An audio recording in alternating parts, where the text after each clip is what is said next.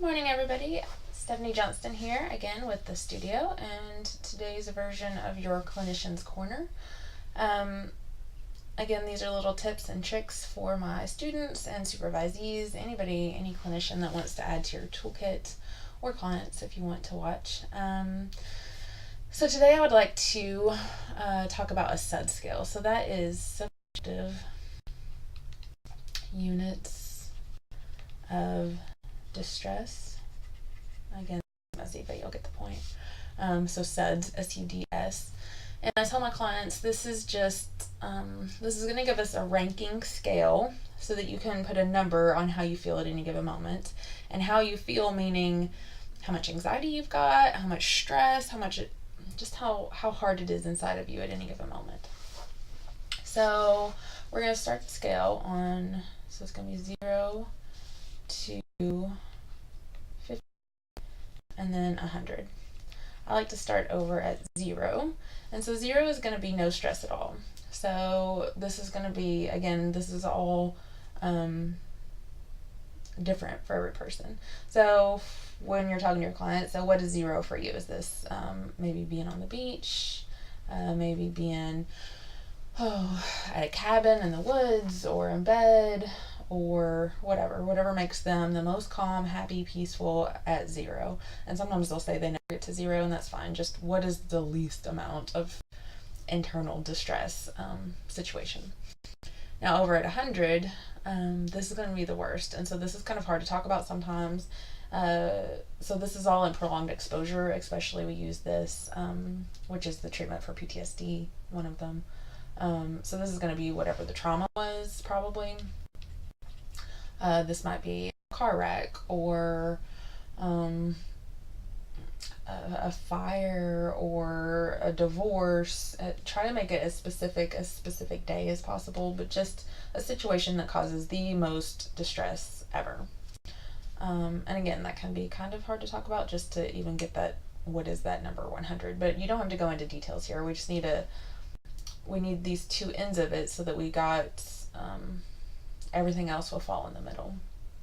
So 50 is going to be obviously in the middle somewhere, but 50 needs to kind of stay the same. So options here, this is going to be something like getting a speeding ticket, or a phone call in the middle of the night, or overdrawing your bank account. Something that no matter how much therapy you go through, you're always going to be mildly distressed by it. And this way our center point isn't going to move. We want it to stay the same. Now as we go through therapy, hopefully the stuff that did get you really distressed at the beginning will eventually move over down here, which is how exposure is going to work. But now we have a nice number system that we can put everything else in. So sometimes I'll tell them that we're going to play like a twisted game of would you rather. Would you rather go to the barbecue or get a speeding ticket? So you'd rather go to the barbecue, so that means it's below 50. So maybe the barbecue is like 45 if they have like social anxiety. Would you rather hold a snake or get a speeding ticket or go to the barbecue? Well, they don't want to hold a snake. They'd rather get a speeding ticket, so snakes to them are like 95. And so now you can go through all this different range of stuff that gets their SUDS elevated. So people with phobias, you can put a picture of the snake is going to be like 20, holding the snake is 95, being in the room with the snake is 70. People with PTSD or social anxiety, different kinds of crowds are going to go in different places here. But for any of us, we can all rank how much any given situation is going to cause us distress. Now when we're doing therapy, especially like the exposure therapy, we'll want to start out with like a 20 SUDS. So maybe 20 would be like, so with the snake example, this is going to be like looking at a video of the snake. So we're going to start by that, and you watch it one time and then your SUDS is 20. It's going to go up as you do it. Like it'll probably go up to 40 and then back down to 15 when you're done with it.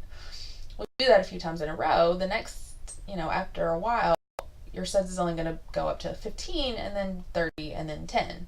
And after while it'll just be a 5. You know, your SUDS will eventually go down as you get used to, conditioned to, and your the exposure starts to work. You know, I mean, this is how behavioral therapy works. You learn that the video is not harmful eventually after enough exposures to it.